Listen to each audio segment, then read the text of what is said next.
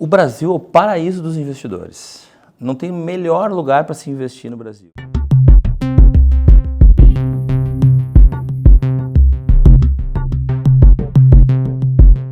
Bom dia, Juliano. Obrigada pela entrevista.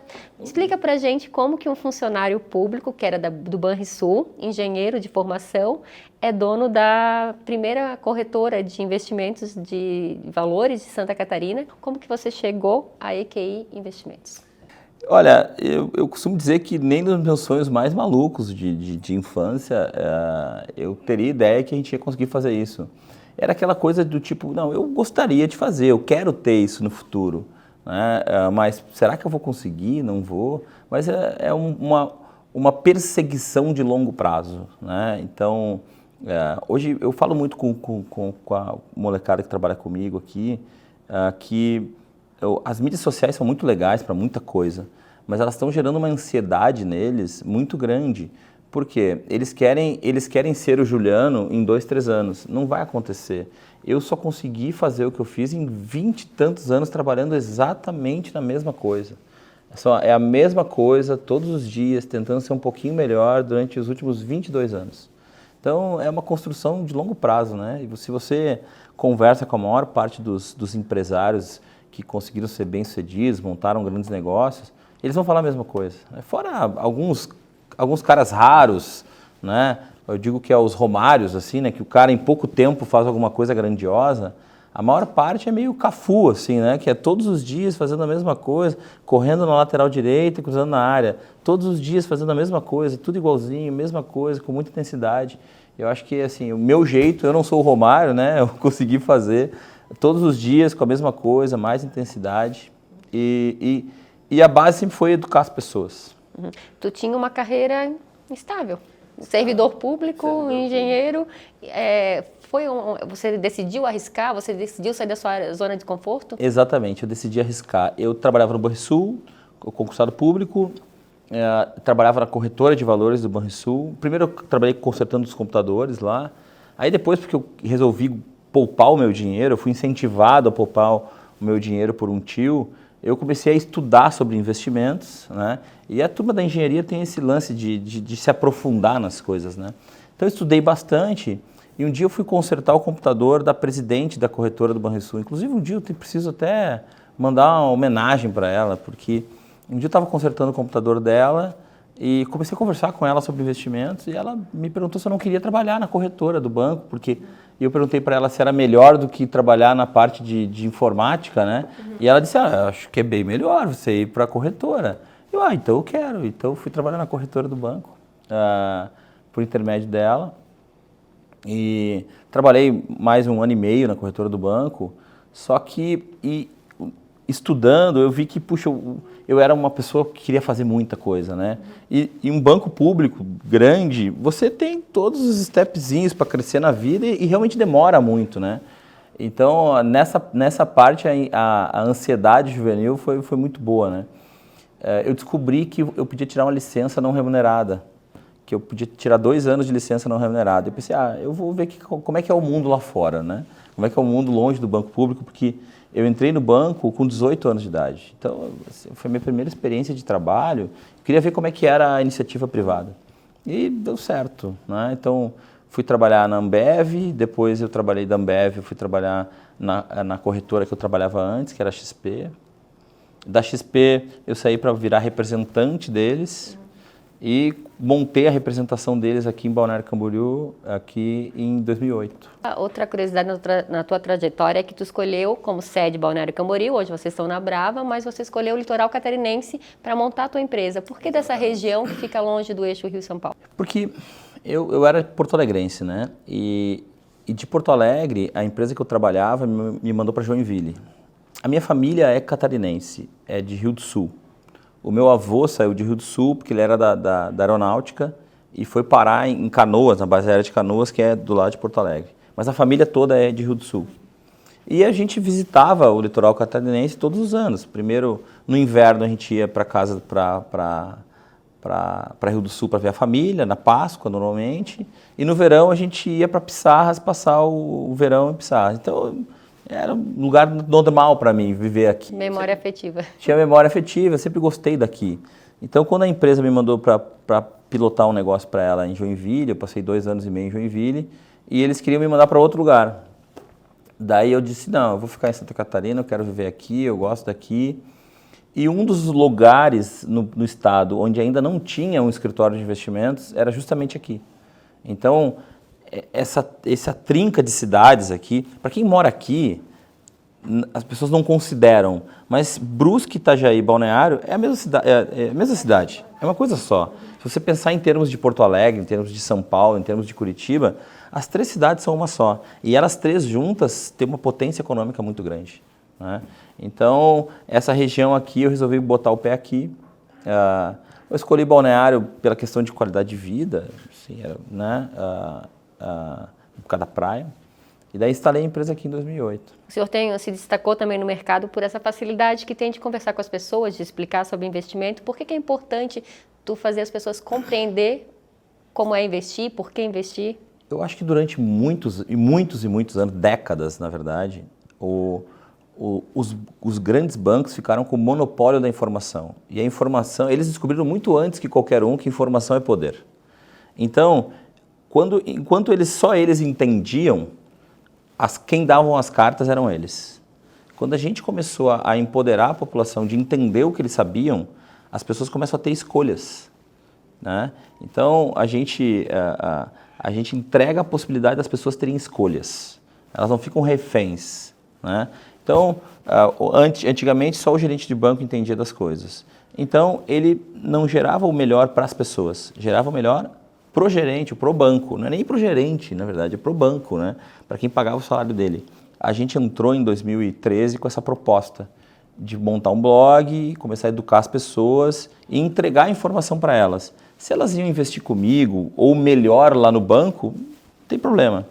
Mas, graças a Deus, muitas pessoas que disseram, já que tu está me ensinando aqui, já que tu fez esse favor de me ensinar, eu gostaria que tu continuasse me ajudando. E esse foi o embrião da nossa empresa. O portal que você citou há pouco é Eu Quero Investir, né? Exatamente. E qualquer pessoa pode investir, tem que ter um valor exato? Como que funciona para quem quer começar? Tem que ter dinheiro sobrando ou tu pode ter uma pequena economia? Dinheiro... A gente aqui, se a pessoa tiver capacidade de poupar R$100 por mês, a gente já pode ser nosso cliente aqui, né? O que acontece é que, hoje em dia, o custo é muito grande, então a gente tem os investimentos digitais, que a pessoa se auto-atende pelo aplicativo, né? Então, para investidores que têm até R$50 mil, tem autoatendimento e atendimento via chat e via pool. Ou seja, a pessoa liga para um número e ela não sabe bem quem vai atender ela naquele momento. A partir de R$50 mil, a gente consegue ter um assessor de investimentos exclusivo aqui. Então, investir não é coisa só para gente rica. A gente tem que começar a investir cedo. Se a gente consegue, no nosso primeiro emprego, já começar a poupar qualquer dinheiro, R$50, R$100, você vai garantir uma aposentadoria muito melhor. Imagina hoje em dia você se aposentar com INSS com R$2 mil de salário, R$3 mil de salário. Tem muitas pessoas que, conforme a doença, R$2 mil não paga nem os remédios da pessoa. Então a gente tem que começar a se preocupar em aposentadoria. E esse foi a pergunta que fez o despertar para mim sobre começar a investir com 18 anos de idade. Que um tio meu, esse mesmo tio, me perguntou, e aí, já começou a pensar na tua aposentadoria? Eu pensei, como assim? Eu tenho 18 anos de idade. Daí ele falou, olha, se tu começar agora a pensar na tua aposentadoria, com certeza tu vai te aposentar bem. Se tu deixar para começar com 35 ou 40 anos de idade a pensar na tua aposentadoria igual a eu, você vai começar a ter muitos problemas. E aquele negócio me despertou muito, entendeu? Então é começar cedo, começar se guardando R$50 por mês, ou fazer um plano de previdência privada, né? Todo mundo fala muito mal de previdência, mas boas previdências são boas. E tem o componente da previdência, você consegue ter a disciplina com a previdência, porque você bota para o mesmo dia que cai o seu salário, você bota para debitar R$100 a sua previdência. Então, você já desconta R$100, R$200, dependendo do quanto você ganha, no mesmo dia que você recebe o seu salário, você nem vê o dinheiro entrar E por nem ver o dinheiro entrar, é muito mais fácil poupar. A gente está num país onde os juros ainda estão altos, né? Como que o investidor comum ele pode avaliar se é melhor investir na poupança, se é melhor investir na Bolsa de Valores, no CDB, fundos de investimento ou comprar moeda estrangeira ou ouro? O Brasil é o paraíso dos investidores. Não tem melhor lugar para se investir no Brasil. E é uma pena que o mundo inteiro se aproveita dos nossos juros altos e nós, brasileiros, a maior parte, não se aproveitam dos juros altos. Então, por que o americano gasta tanto e compra tanto? Porque ele não tem muito incentivo a investir. Porque o juro lá é 3% ao ano. A gente tem juros de 12%, 13%, 14% ao ano. Aqui a gente não tem que comprar nada. A gente tem que investir. A gente tem que pensar... É muito mais fácil se aposentar aqui. Daí as pessoas pensam, pô, mas você é maluco, é muito mais fácil se aposentar nos Estados Unidos. Não, lá é muito mais difícil, né? Porque o juro é muito baixo. Então aqui é o paraíso dos investidores. Então a gente tem que investir no Brasil. E aqui no Brasil, eu costumo dizer que o Brasil nunca vai ser um país de primeiro mundo, mas nunca vai ser um país pobre também. A gente nunca vai chegar lá, mas também a gente nunca pula do precipício. A gente sempre fica ali, quando vai dar certo, os hospedeiros do Brasil vão lá e sugam a nossa economia. Quando a gente vai morrer, os nossos hospedeiros dizem, olha, a gente está sugando demais, vamos deixar ele dar uma engordadinha. Então a gente fica engordando e emagrecendo, engordando e emagrecendo. Quem são os hospedeiros? É toda uma grande classe política aí que é hospedeiro do Brasil, né? Então, essa turma, pelo menos a nossa turma aqui é mais inteligente do que alguns países da América Latina que os caras sugam até matar, né? Aqui eles não sugam até matar, né? Eles deixam ali flutuar ali dentro. Eu não estou dizendo que é toda a classe política, né? Alguma classe política. A gente tem políticos muito bons no Brasil, né? Mas o que acontece é que toda vez que a gente tem inflação, e a inflação normalmente acontece porque o governo gasta mais do que arrecada, a gente tem que subir juros. Então, todo ciclo começa como? A gente tem um problema de gastar mais do que arrecada. E quando você é populista, você consegue voto dizendo que vai gastar. Só que ninguém explica para a população que só pode gastar o que arrecada. Eu não estou dizendo que a gente não tem que dar benesses públicas para a população, como educação, como saúde, tem que dar, a gente precisa ajudar. Desde que dentro da arrecadação. Não pode ultrapassar a arrecadação, porque quando esses gastos ultrapassam a arrecadação, você tem que imprimir dinheiro através de dívida pública. Daí você gera inflação. Você gera inflação, o que tem que fazer com o juro? Subir, para conter a inflação. Quando o juro sobe, o que acontece? Não vale a pena investir nas empresas, vale a pena poupar o dinheiro. Então o empresário não investe na própria empresa, ele investe aonde? Renda fixa, em investimento de título público. Quando o dinheiro para de ser investido pelo empresário, ele para de gerar emprego. Ou ele diminui o crescimento. O que acontece? A população tem menos emprego. Então esse é o problema. Assim, eu avalio político em cima de déficit primário. O que mais deveria aparecer no jornal todo dia, todo mês, é qual é o déficit primário desse mês? A discussão deveria ser em cima de déficit. Né? Mas ninguém olha para isso. Todo mundo olha para quanto que gastou, ou onde vai gastar, o que vai investir, o que vai fazer. E como está o déficit primário agora? Está piorando. Por quê? Porque a gente está gastando mais no Brasil, né? Infelizmente. Então a gente teve um grande problema de déficit no Covid, né? A gente precisou salvar as pessoas, teve uma pressão popular para muito gasto, teve muito gasto mal feito, né? Muito gasto feito de qualquer jeito, né? Foi um acerto e um erro ao mesmo tempo. Então, o governo federal entregou o dinheiro para os estados. Façam aí os hospitais, façam o que precisar. O dinheiro sumiu, né? Ajudou muita gente no Covid, obviamente. Depois, eles começaram a organizar isso e começaram a fazer superávit primário. E esse primeiro início do governo atual já começou a gerar déficit de novo, o que é um grande problema. Mas mesmo assim, a economia está meio depressiva, porque o juro está muito alto há muito tempo, e o juro começa a cair agora. Então, enquanto a inflação estiver controlada, esse juro vai ficar caindo. E aí, o mercado começa a virar. O dinheiro começa a sair da renda fixa e começa a ir para investimentos mais arriscados, porque o juro começa a cair. Então, agora a gente vai ter um ciclo que vai ter... Os melhores investimentos vão ser bolsa e fundos imobiliários. Juliana, a gente vê agora muito youtuber, né, dando dica, coach financeiro, né? Como que as pessoas comuns podem se aproveitar desse conteúdo e é todo conteúdo que é confiável ou tu tem que tomar cuidado com alguns detalhes que tem ali naquelas dicas que eles acabam passando? Eu acho que o YouTube é um grande serviço para as pessoas. Antigamente você pagava para ter curso de investimentos. Agora as pessoas continuam pagando, agora o segredo é filtrar bem, justamente. Não pode acreditar em proposta milagrosa. Toda vez que alguém diz que ganha muito mais do que 1,5% ao mês, é mentira, né? Ah, não, mas a pessoa ganhou com bolsa. Ok, pode ser que ganhe mais do que isso com bolsa, mas não é para sempre. É durante alguns períodos da história. E corre-se o risco de perder o dinheiro. Então, toda vez que alguém disser, não, eu tenho um investimento aqui que é garantido 2% ao mês, 3% ao mês, 4% ao mês, é mentira. E provavelmente se trata de uma pirâmide. E aqui na nossa região nós temos o paraíso das pirâmides financeiras. Então tome muito cuidado com propostas de rentabilidade garantida.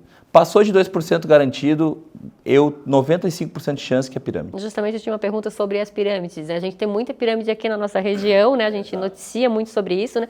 Essa é a única dica que para te ter noção que é uma pirâmide? Ou como que o investidor comum ele pode ter certeza que está investindo seu capital em empresa e não em golpista? Banqueiro como eu, dificilmente vocês vão ver ele com uma Ferrari com adesivo do nome da empresa nela. Se tiver isso, é piramideiro na certa. Relógio de ouro, pulseira de ouro, colar de ouro, ostentação. Banqueiro não ostenta, gente, tá? Gestor de investimentos não ostenta. Ostentou para tentar dar sinais de riqueza para você, grande chance de ser um piramideiro. Então, promessas. Se você tiver alguma vantagem para trazer novas pessoas, também provavelmente é uma pirâmide. Então, normalmente é promessa, ostentação e pagar para novas pessoas chegarem. Isso é a trinca do piramideiro.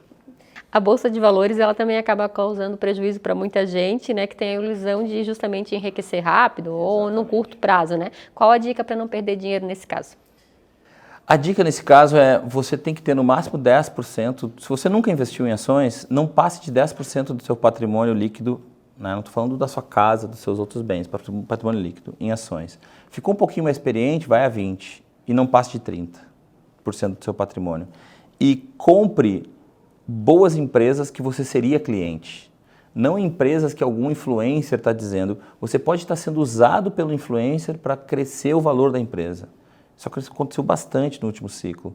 O influencer ficava dizendo que a empresa era maravilhosa e no final do dia ele estava querendo levantar o preço do papel para ele vender para os seguidores deles. Então compre empresas que vocês seriam sócios, né? Eu vou falar aqui, eu seria sócio do Itaú. É uma boa empresa para você comprar. Eu sou o sócio do BTG, uma boa empresa para você comprar. Eu seria sócio da Vale do Rio Doce, uma boa empresa para você comprar. Está sofrendo agora a Vale do Rio Doce, por quê? A China está mostrando que vai crescer menos, o preço está caindo, mas não vai quebrar uma empresa como essa. São empresas que você gostaria de ser sócio. Você olha para a empresa e diz, puxa, que serviço bom que eles fazem, né? Essas são as empresas que você tem que virar sócio. Poxa, eu gosto muito de tecnologia, Juliano. Puxa, vire sócio da Sankhya, né? Vire sócio da ClearSale, que são empresas legais, né? Eu gosto de transporte, Juliano.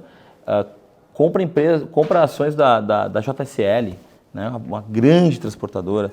Eu adoro o ramo de papel e celulose. Pô, você pode comprar a empresa do Grupo Klabin, né? Que inclusive tem fábrica aqui em Itajaí. Há quantos anos eles estão aqui fazendo o mesmo serviço há muitos anos? Então, comprem empresas sólidas, não entrem em ações de aventureiros e nem tentem.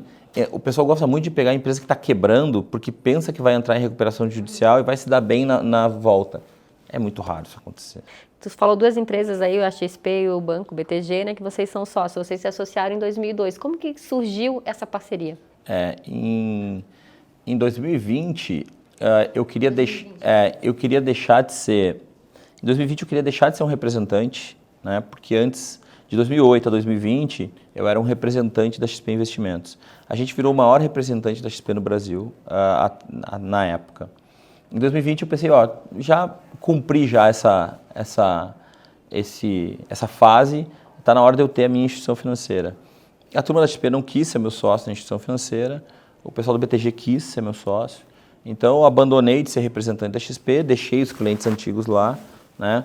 migrei para o BTG, comecei a construção da corretora de valores junto com o BTG em sociedade. Então, a empresa ela é 51% minha e dos meus sócios e 49% do BTG. E a gente começou a construir a corretora de valores, que foi aprovada no mês passado. Então, a gente foi conquistando os clientes de volta para o lado de cá. Então, boa parte deles já está aqui com a gente de novo. Com a corretora, com a autorização, não, com a EQI Corretora, o que a empresa está autorizada a fazer a partir de agora?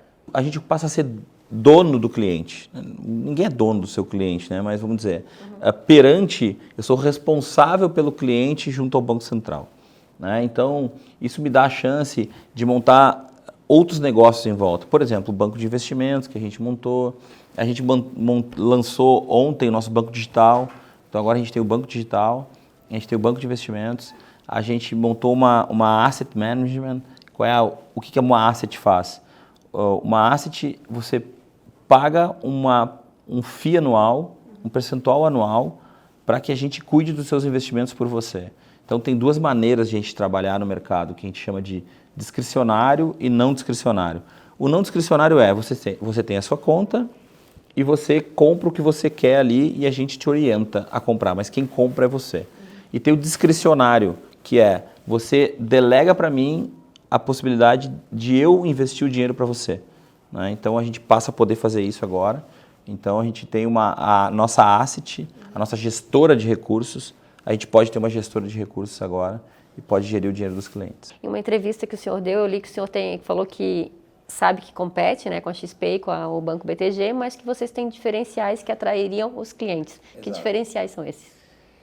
A gente consegue estar muito mais próximo do cliente, porque a gente tem uma estrutura de inside sales. Então, você viu aqui que a minha turminha está toda sentada aqui e está todo mundo sentado aqui, atendendo o cliente à distância, sentado no computador. Tu pensa, puxa, mas como que isso pode ser um diferencial? O diferencial é que como a gente não visita os clientes e como os clientes não vêm visitar aqui, as reuniões são mais profissionais, mais concisas. Quando você vai fazer uma reunião presencial, senta, tem o cafezinho, fica tudo muito mais longo.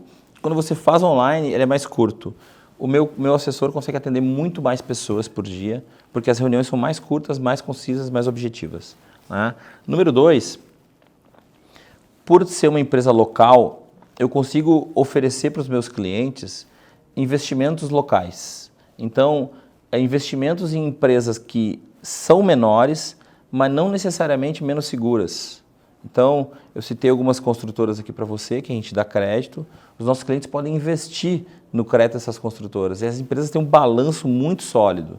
São menores com balanço sólido.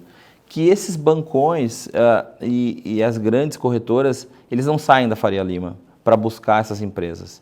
Então, a gente está aqui localmente buscando investimentos diferentes. Se hoje você entrar na plataforma do BTG, na plataforma da XP, na plataforma do Itaú, os investimentos que estão lá são todos iguais. A gente tem produto diferente. Então, a gente consegue se diferenciar em produto e em serviço. Falando na tua estrutura, né, a gente passeou por aqui, você mostrou pra gente toda a estrutura, né, impressionante realmente, né, poucas pessoas sabem que aqui em Itajaí a gente tem uma empresa desse tamanho, né, são 1.000 funcionários ao todo, 400 aqui na sede, né, quem é hoje o funcionário da EQI? O funcionário da EQI, a maior parte deles nunca trabalhou em outro lugar na vida deles. O funcionário da EQI saiu da faculdade ou estava no último ano da faculdade, ele entrou aqui e foi treinado por nós do início ao fim. Então, ele saiu da faculdade, veio trabalhar com a gente, aprendeu todo o processo de como é que funciona.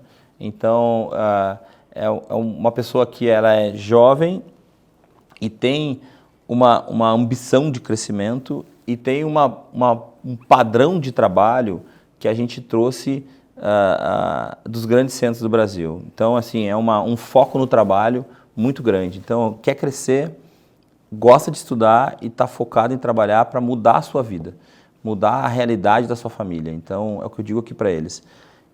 Você só consegue pular de classe social numa geração se você trabalhar muito para isso. Né? Se você deixa a vida me levar, você não troca de classe social durante a sua vida.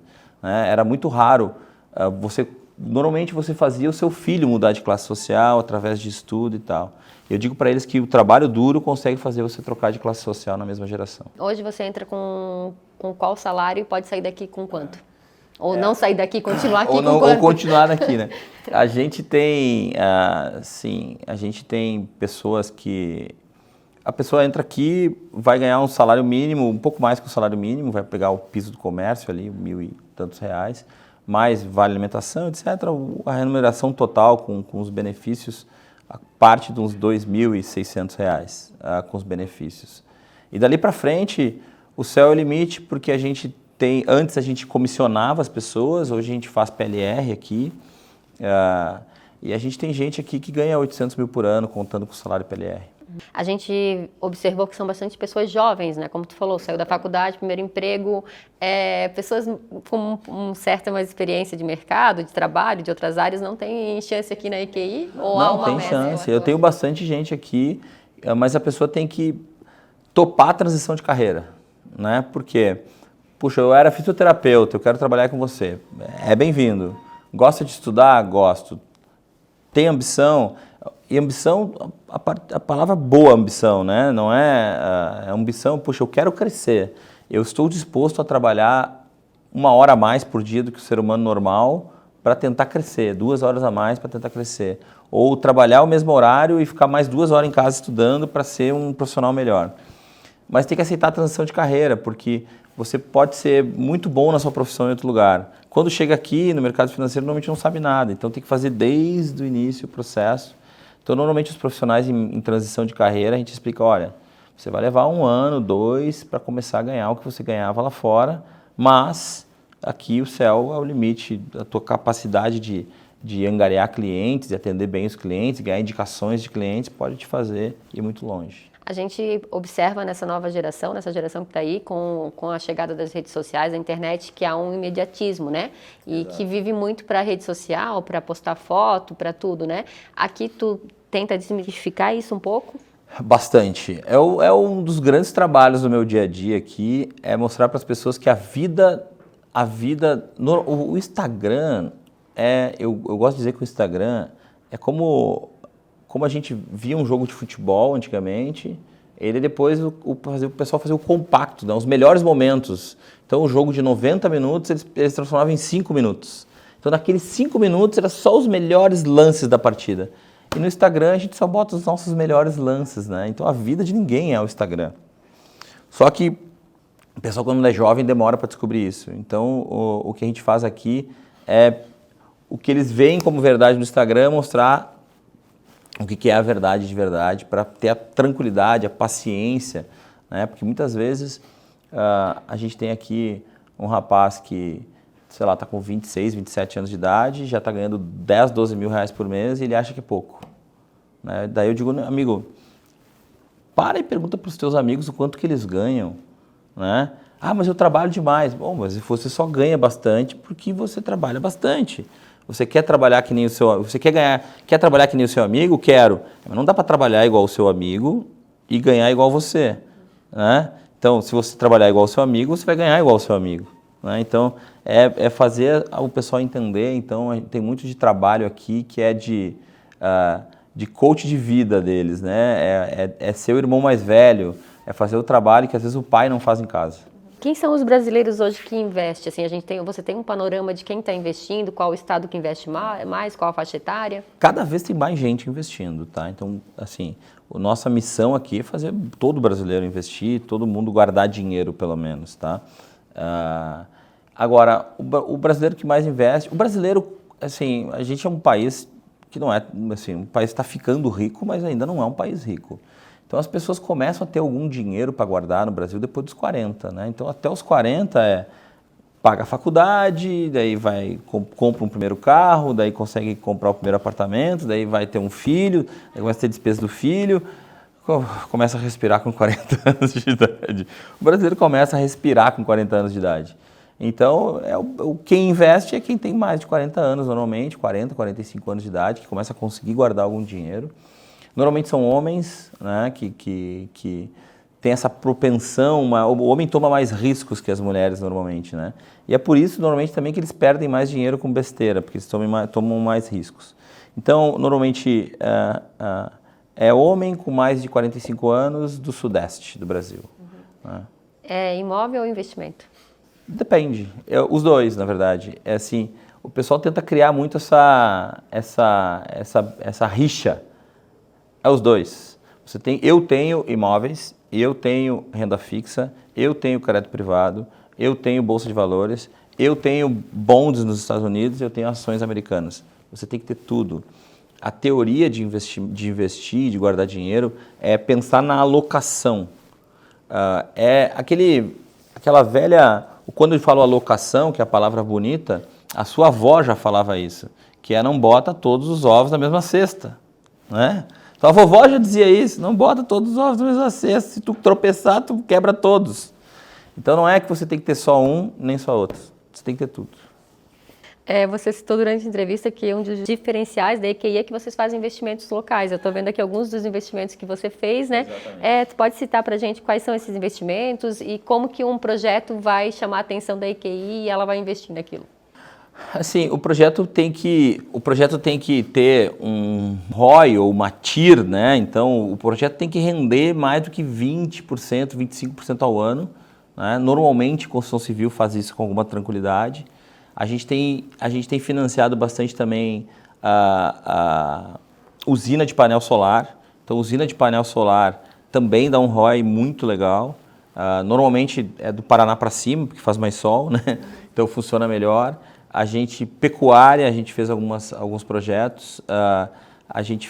Mas assim, a ideia é, se você tem um projeto que o ROI é de mais do que 20% ao ano, 25% ao ano, e você tem garantias para esse projeto, a gente quer olhar e a gente quer investir e a gente quer financiar esse projeto. Aqui na região, obviamente, o que a gente mais faz é a construção civil, né? Que a região vive muito de construção civil.